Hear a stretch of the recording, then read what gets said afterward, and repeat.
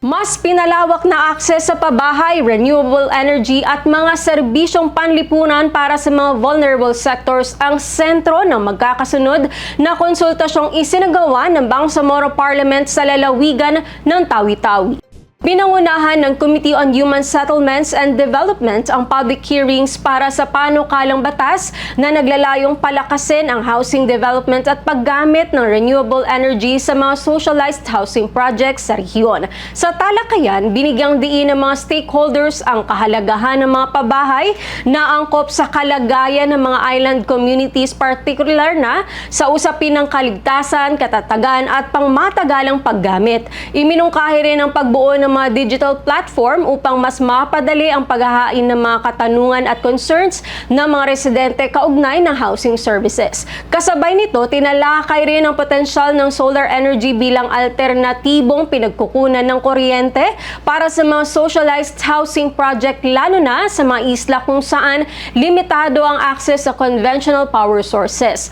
Binigyang diin din ng mga kalahok ang pangangailangan ng sapat na pagsasanay at maayos na pamamahala upang matiyak ang pangmatagalang tagumpay ng mga renewable energy project. Matapos ang konsultasyon ng CHSD, agad namang nagsagawa ng back-to-back discussions ang Committee on Social Services and Development o CSSD upang tipunin ang mga rekomendasyon kaugnay ng mga panukalang programang panlipunan para sa senior citizens, persons with autism spectrum disorder o ASD at iba pang vulnerable sectors.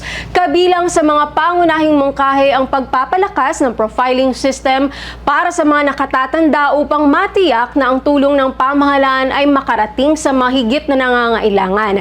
Isinulong din ng mga stakeholders ang pagpapalawak ng serbisyo para sa mga may autism.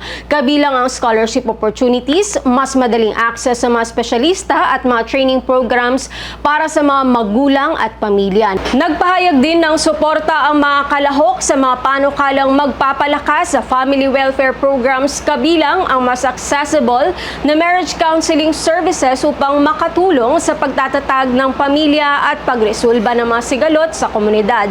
Inirekomenda rin ng sektor ang ng ulama ang mas malapit na ugnayan ng mga serbisyong ito sa umiiral na Sharia court structures. Samantala, iginiit ng mga stakeholders ang pagsasama ng mga senior citizens at persons with disabilities sa mga livelihood assistance program upang matiyak ang mas inklusibong pag-unlad para sa lahat ng sektor. Ayon sa mga mambabatas, mahalaga ang mga rekomendasyon na nagmula sa Tawi-Tawi upang higit pang mapahusay ang mga panukalang polisiya at matiyak na tumutugon ang mga ito sa natatanging pangangailangan ng mga komunidad sa isla. Nakatakda ring magsagawa pa ng karagdagang public hearings sa probinsya ng Sulu at Lanao del Norte bilang bahagi ng patuloy na konsultasyon bago ang susunod na yugto ng deliberasyon.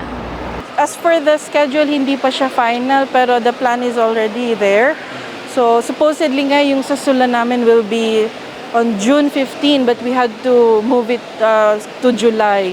So yun. Actually, I'm very happy sa Tawi-Tawi natin, participants, kasi meron nag-raise talaga sa bill na ito.